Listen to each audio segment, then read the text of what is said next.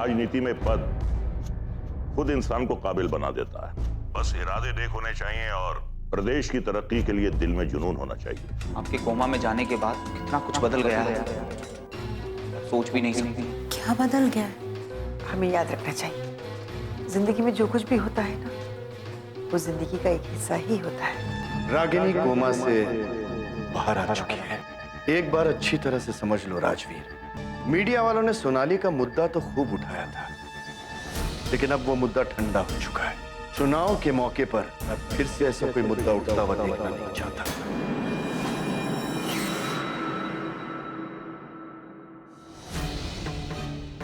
अब राजवीर किसी के साथ नहीं है बेटा, वो अपने पापा के साथ है।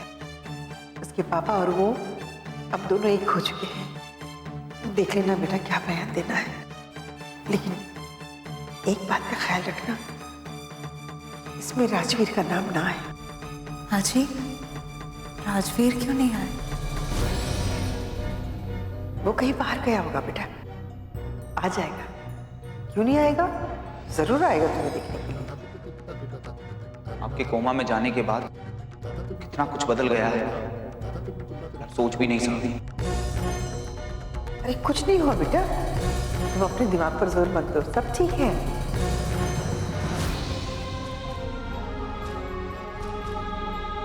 हाजी, क्या कहा डॉक्टर ने? डॉक्टर ने कहा सब ठीक है, बस थोड़े से चेकअप बाकी है, वो खत्म होते ही 1-2 दिन में तुम्हें छुट्टी मिल जाएगी, घर जा सकती हो। हम कल ही घर जाएंगे माजी, और वो भी आपके साथ। बेटा मैं कोशिश जरूर करूंगी कि मैं आ सकूं। आजकल ना इतना काम है, बहुत भाग दौड़ करनी पड़ती है। पता नहीं मुझे समय मिल सके या ना मिल सके।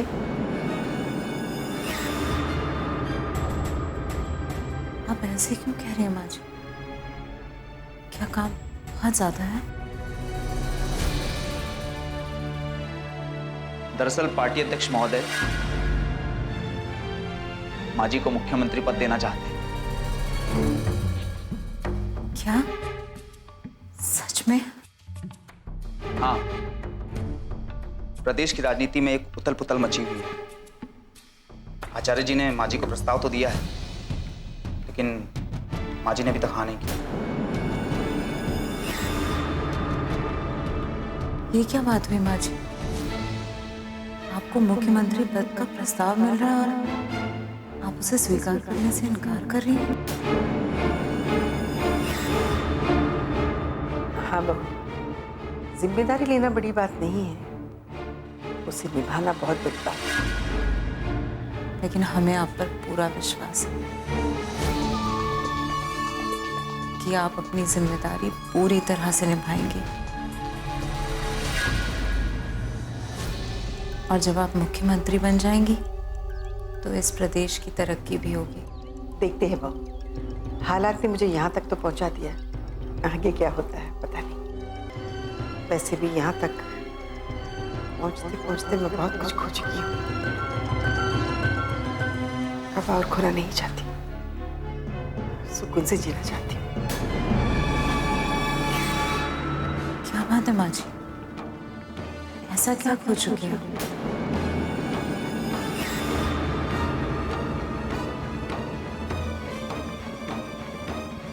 अरे कुछ नहीं बेटा, मैं तो तुम्हारे बारे में कह रही हूँ। इस राजनीति की वजह से मैंने तुम्हें भी तो खो दिया था।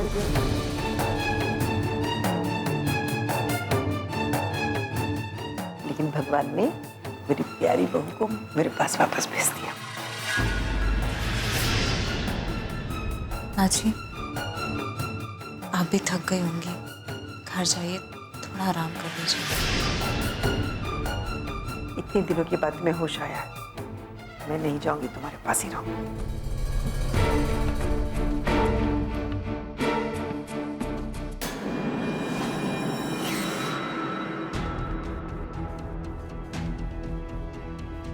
मीनाक्षी से मैं प्यार करता था, किसी भी हद से ज्यादा। हम दोनों शादी करने वाले थे, उस दिन शादी के जोड़े में थी। शादी के वेदी पर ही गोली लगने के बाद उसने दम तोड़ा था। तो आज भी मेरी यादों में है। उसके जाने के बाद जिंदगी बेमकसद होकर रहा। इंसान जीता है तो किसी ना किसी के सहारे जीता है। माँ जी का कोई सहारा नहीं रहा। मैं बेसहारा हूं। हम दोनों ही एक दूसरे का सहारा बने, इसलिए मैं माँ जी को किसी भी बात के लिए मजबूर नहीं करना चाहता।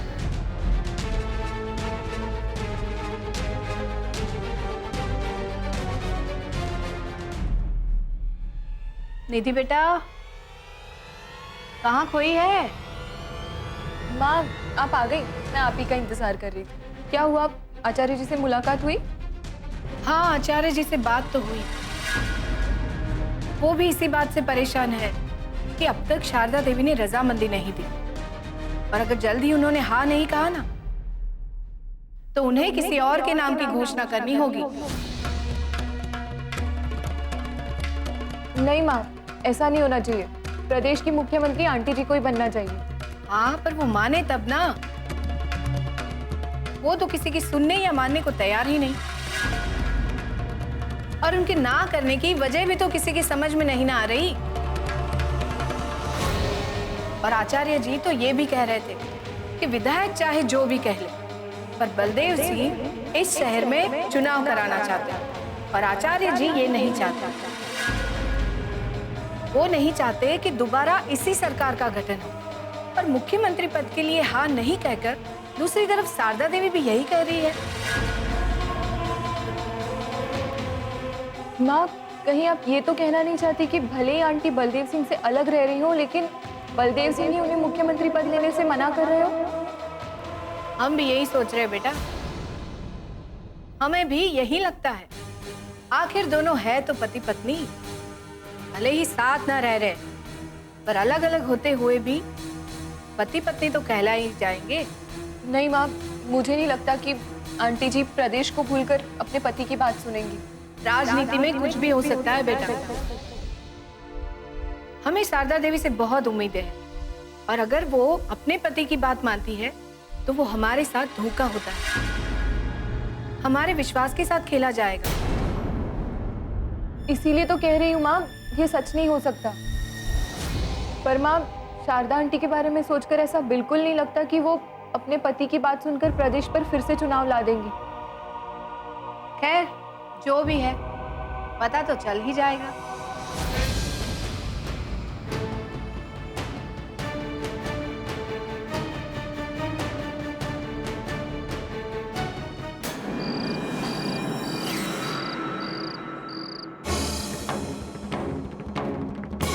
तुम्हें तो खुश होना चाहिए कि अब तुम पूरी तरह से बलदेव सिंह के खानदान की बहू बन चुकी हो। ऐसा बड़ा खानदान जिसका ख्वाब पता नहीं कितनी लड़कियां देखती होंगी। अरे तुम्हें तो खुश नहीं बल्कि गर्व होना चाहिए तुम्हें। अब तुम्हें बहू बनकर सियासत में उतरने से कोई नहीं रोक सकता। यूं समझो तुम्हारे लिए सारे रास्ते खुल गए हैं। अब तुम्हें दुखी होने के बजाय ये सोचना चाहिए कि अब तुम्हें अपने कदम आगे कैसे बढ़ाने। बस ये समझो तुमने कुछ खोकर बहुत कुछ पा लिया है सोनाली। अब तुम्हें खुश होना चाहिए।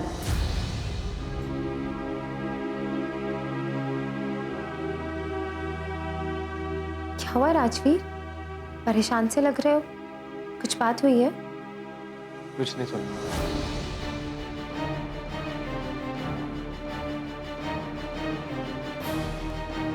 राजवीर, जरूर कोई बात है। बताओ, पापा जी ने कुछ कहा है? क्या पापा जी की रणनीति में कुछ गड़बड़ हो रही है? नहीं सुना, ऐसी कोई बात नहीं। तुम मुझसे क्यों छुपा रहे हो? पर तुम्ही ने मुझसे कहा था ना कि अब हम एक हो चुके हैं। हमारा प्यार, हमारा रिश्ता और भी ज्यादा मजबूत हो गया। तो मुझसे ही छुपाने की कोशिश कर रहे हो। रागिनी कोमा से बाहर आ चुकी है। जाहिर सी बात है कि अब उसे घर लाना ही होगा। ऐसे हालात में तुम रागिनी को कैसे समझाओगे, कैसे संभालोगे उसे, और सोनाली को कैसे समझाओगे, ये तुम्हें सोचना होगा। क्या बताऊं तुम्हें सोना, क्या बताऊं? हर बात बताने की नहीं होती है। मैंने तो ये सुना था राजवीर कि पति पत्नी के बीच कोई भी बात छुपाने वाली होती ही नहीं। और अब तो तुम ये भी नहीं कह सकते हो कि हम पूरी तरह से पति पत्नी नहीं बने। और अब तो हमारे बीच कोई दूरी भी नहीं रही है। राजवीर, कहीं ये बात मुझसे तो नहीं जुड़ी है?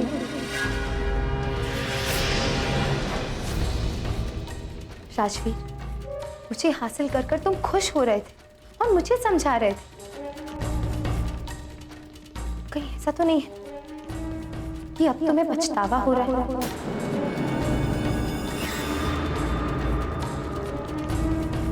सोनाली, इतनी छोटी सी बात को तुम क्यों इतनी बड़ी बात बना रही हो?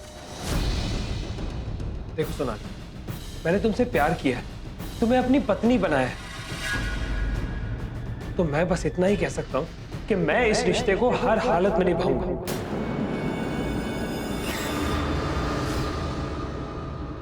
मैं तुम्हें कैसे बताऊं सोनाली कि आज हमारे बीच की दीवार गिरी है, लेकिन मेरे और तुम्हारे बीच सबसे बड़ी दीवार बनने के लिए रागिनी वापस आ रही है।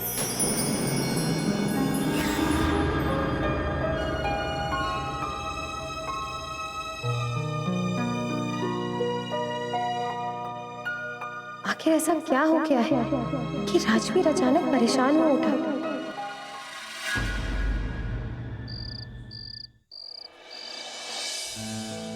लंबे इंतजार के बाद रागिनी को होश आया। उसे ये सब कुछ बताकर मैं दुखी नहीं करना चाह रही थी, इसलिए मैंने उसे कुछ नहीं बताया। आप ठीक कह रही हैं माँ जी, लेकिन माँ जी, कल जब अचानक उसे पता लगेगा कि उसकी जिंदगी किस कदर बिखर चुकी है, राजवीर ने उसका अधिकार किसी और को दे रखा है, तो उसके ऊपर क्या गुजरेगी? उस पर क्या बीतेगी, क्या गुजरेगी, वो तो सिर्फ मैं ही अंदाजा लगा सकती हूँ। लेकिन कम से कम आज का एक दिन उसे खुशी और सपनों के साथ जी लेने दो।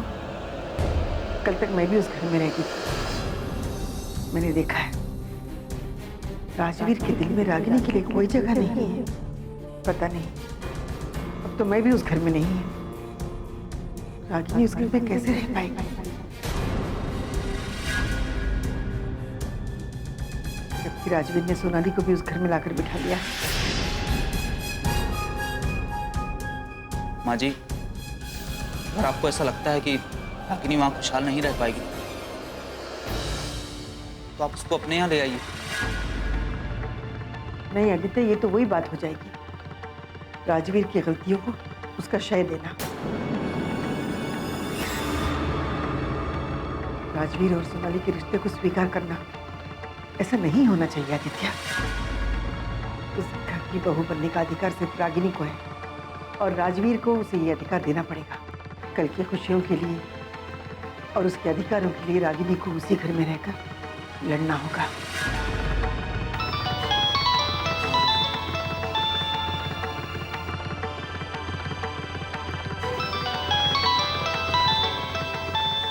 राजवीर के पापा का फोन।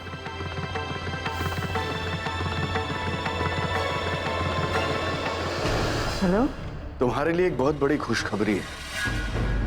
तुम्हारी बहू कोमा से बाहर आ गई। मेरी बहू? क्या बहू का भी बंटवारा करना है? मैं आपसे एक ही विनती करती हूँ, रागिनी के अधिकारों के साथ कोई खिलवाड़ ना हो और रागिनी के साथ कोई जुल्म ना हो। इंसान अपने साथ हुआ जुल्म बर्दाश्त कर लेता है, लेकिन अपनों के साथ हो रहे जुल्म को बर्दाश्त नहीं कर सकता।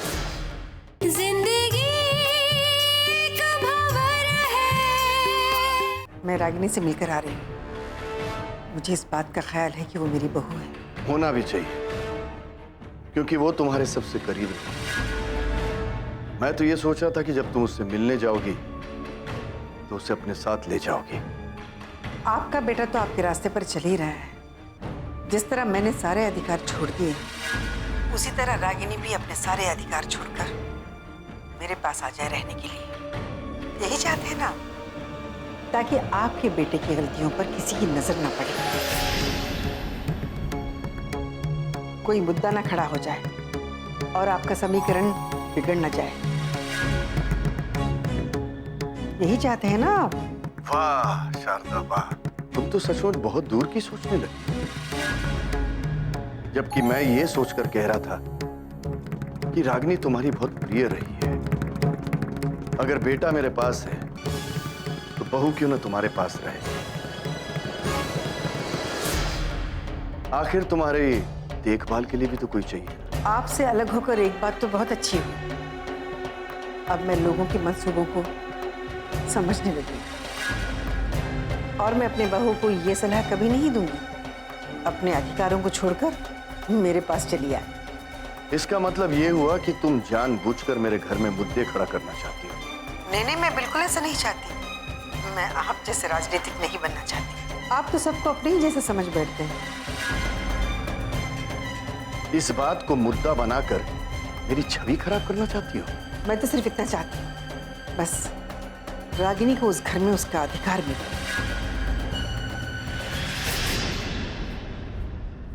अगर तुम इस घर से रिश्ता तोड़ ही चुकी हो तो फिर इस घर के बहू के लिए भी तुम्हें परेशान होने की कोई जरूरत नहीं। ये आपका दूसरा रंग है। मुझे आपसे कोई शिकायत नहीं। मैं आपसे एक ही विनती करती हूँ, रागिनी के अधिकारों के साथ कोई खिलवाड़ ना हो और रागिनी के साथ कोई जुल्म ना हो। इंसान अपने साथ हुआ जुल्म बर्दाश्त कर लेता है, लेकिन अपनों के साथ हो रहे जुल्म को बर्दाश्त नहीं कर सकते। तुम कहना क्या चाहती हो शारदा? कुछ भी तो नहीं, मैं तो सिर्फ वही कहना चाहती थी जो आप सुन रहे हैं। मुझे लगता है आपको समझाने की कोई जरूरत नहीं है। चलिए मैं फोन रखती हूँ।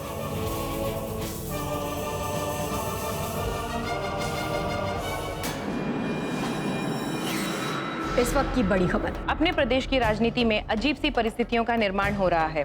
किसी को नहीं पता कि कल क्या होने वाला है। एक तरफ सरकार गिरने के बाद भी मुख्यमंत्री जी ने अपना इस्तीफा नहीं दिया है, दूसरी तरफ अब तक पार्टी की ओर से कोई प्रेस कॉन्फ्रेंस नहीं हुई है और ना ही प्रेस नोट जारी किया गया है।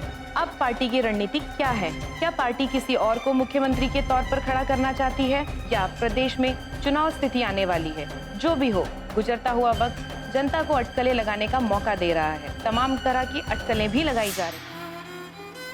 सच तो है पापा, पार्टी की खामोशी ने कार्यकर्ताओं की उलझनें और बढ़ा दी और जनता भी तो इस सोच में डूबी है कि आखिर पार्टी की रणनीति है क्या। देखो बेटे, मैंने शारदा देवी को चीफ मिनिस्टर बनने का प्रस्ताव दिया है, लेकिन अब तक उनकी तरफ से कोई जवाब नहीं आया और जब तक कोई जवाब नहीं आता तब तक मैं कोई घोषणा नहीं कर सकता। लेकिन हम कब तक इंतजार करेंगे पापा? अब शारदा देवी के जवाब न आने से हमारे सामने भी उलझनें तो खड़ी हो गई। पापा आप एक बार फिर से शारदा आंटी से बात क्यों नहीं कर लेते? देखो बेटे, हर पद की एक गरिमा होती है। मैं पार्टी अध्यक्ष हूं, अब मेरा बार बार उनको फोन करके मनाते रहना मैं समझता हूं कि यह भी गरिमा के खिलाफ है। और ये जो खामाखा की देर हो रही है ना, ये इससे सिर्फ और सिर्फ पार्टी को नुकसान हो रहा है। कैसा नुकसान पापा? बेटा, ये नुकसान ही तो है कि जनता क्या समझेगी कि हमारी पार्टी में कोई ऐसा योग्य विधायक नहीं है जिसे हम मुख्यमंत्री पद की जिम्मेदारी सौंप सकें। और दिल में हर विधायक अपने आप को मुख्यमंत्री समझ रहा है कि शायद हम उसके नाम की घोषणा कर दें। ये क्या कह रहे हैं पापा? इस तरीके से तो पार्टी में ही फूट पड़ जाएगी। हाँ, ये बात तो है। और इनमें से एक श्री राकेश झा हैं जो मुख्यमंत्री बनने का सपना देख रहे हैं, लेकिन उनका यह ख्वाब कभी पूरा नहीं होगा क्योंकि वो बलदेव सिंह से मिले हुए। तो फिर आप क्या करेंगे पापा? देखते हैं अब क्या होता है। मुझे तो कई बार ऐसा महसूस होता है कि बलदेव सिंह चाहते ही नहीं है कि उनकी पत्नी शारदा देवी इस प्रदेश की मुख्यमंत्री बन सके। बात को लेकर के परेशान हो रहे थे कि पार्टी मुख्यमंत्री पद के लिए किसका नाम घोषित करेगी, लेकिन पार्टी तो पहले ही आपके शिकस्त की पूरी तैयारी करके बैठी हुई है।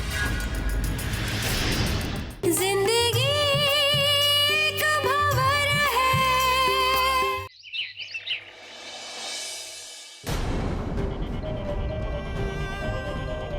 राजवीर,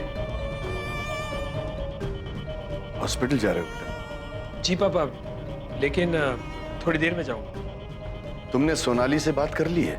नहीं पापा, अभी बात तो नहीं की है। क्यों? रागिनी को घर तो लाना ही पड़ेगा।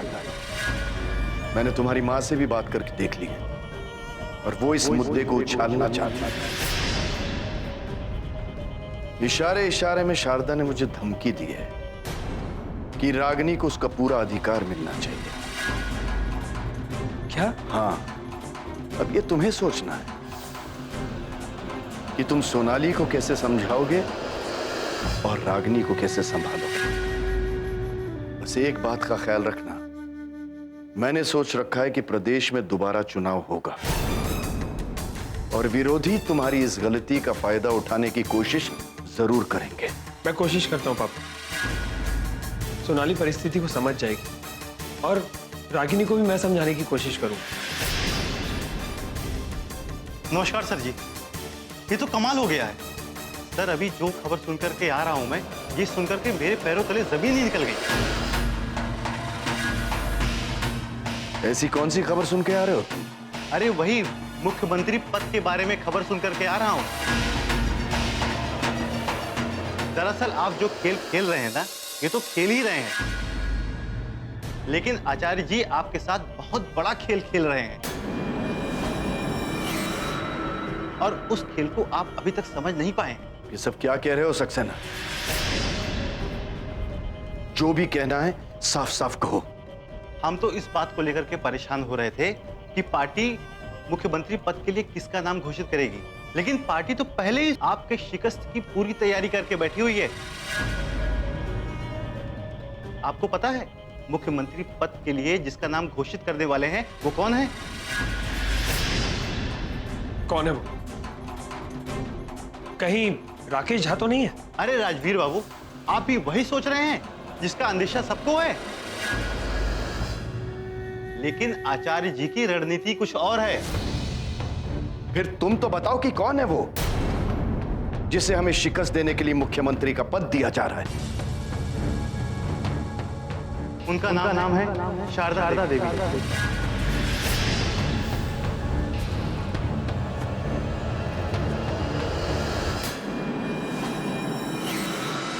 तुम किस समझौते की बात कर रही हो?